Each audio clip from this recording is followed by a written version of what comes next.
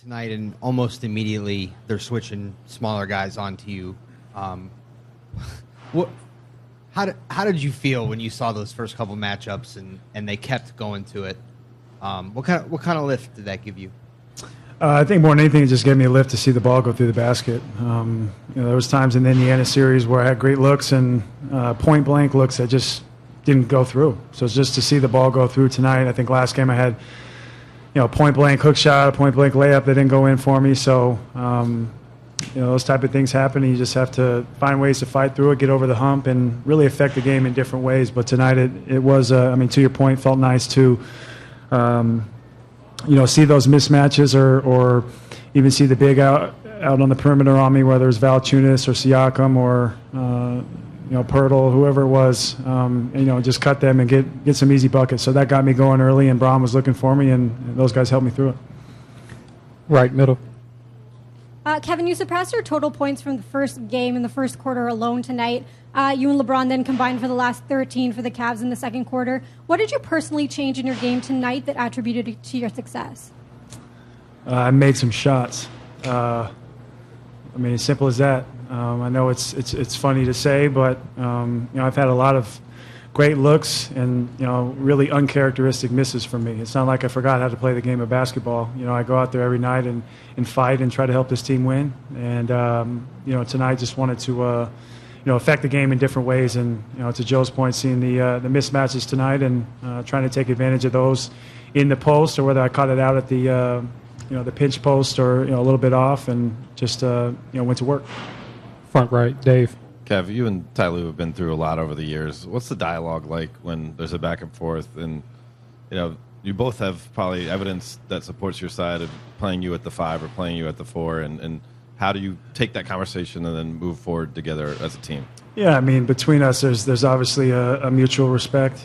He's helped me so much in my stint here with Cleveland and the past 4 years. But, sometimes you're going to butt heads. And, it's my entire life and, my entire pro career, this being my 10th year, I've spent the majority of my time at the 4 position, at the power 4 position. But, he sees something out there in me at the 5 spot. And I guess, especially on the offensive end, when I have my game going, he wants me to take advantage of that. So I've always tried to do as best I can in I guess the area of willingness to sacrifice for this team. And sometimes I'm going to have a little bit of pushback, and I think that's in some cases healthy. But I respect Ty, I love Ty, and I think it's good for us, and I'll do whatever it takes for this team.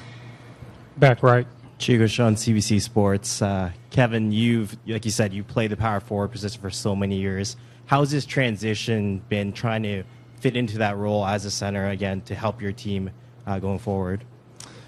Yeah, well, I was thrown into that early in the season, and kind of had to learn on the fly. And we had a lot of success, and sometimes it didn't look so good. But I think this is something that has worked for us, and something that the coaching staff and a lot of players like to see, because there's freedom in the offense. There's a lot of spacing, and I think we're able to take care of or take advantage of mismatches in a lot of cases. So, we're, like I said, a lot of guys are willing to do what it takes on this team. I think everybody 1 through 15, and these were 2 big wins for us because we're able to do that.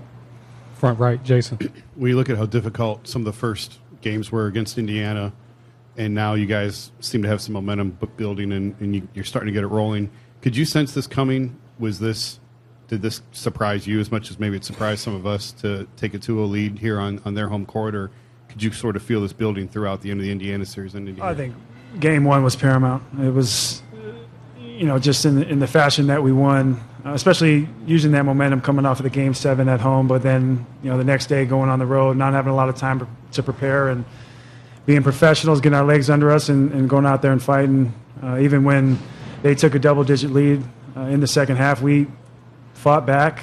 We didn't take a lead until overtime, and we used that momentum after game 1 to come in tonight and play well. And I mentioned to you in the locker room that third quarter was huge for us. We kind of flipped the script. That had been our Achilles heel, and that third quarter really throughout the entire season was we didn't play too well. We played pretty poorly, but no, we came out firing, made big shots, and on both ends of the floor, I thought we played really well.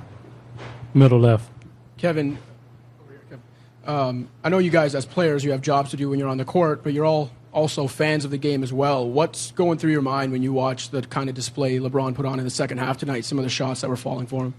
Yeah, I mean, there's certain times I would say seeing Bron in shoot-arounds or, seeing him in his preparation where he's going to have a big night. And this morning you could just sense it. And he knew what was at stake. He knew that us getting another one, here at their place was going to be, huge for us. And he came out and he played that way from the jump tonight. And like I said, you could just sense that he was going to have a special night early on. Steve. Kevin, Steve Eshburn, NBA.com. When that is happening, I mean, the crowd reacts to it, TV audience probably reacts to it. You guys are inside the lines. I mean, what are you thinking when you see the kind of shots he's making and just the barrage of it? Well, tonight I think he had done it in a.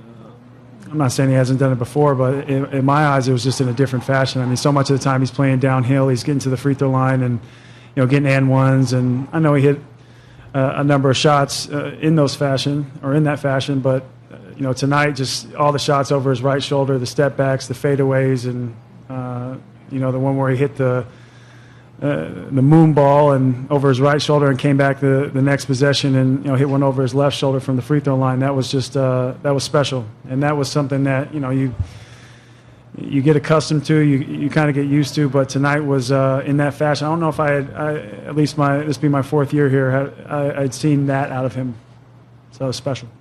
Last question here on the right. Kevin, Ian Harrison, Associated Press. What did you see from LeBron this morning that gave you that sign he was going to have a big game? I actually stopped him on the way back, answering Steve's question.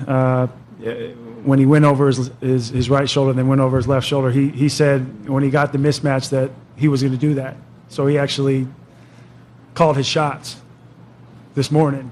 So that's just one of the, I guess, examples that I could use, but just how locked in he was as well throughout the entire shoot-around. And like I mentioned, just knowing what was at stake for us and getting a 2-0 lead is huge.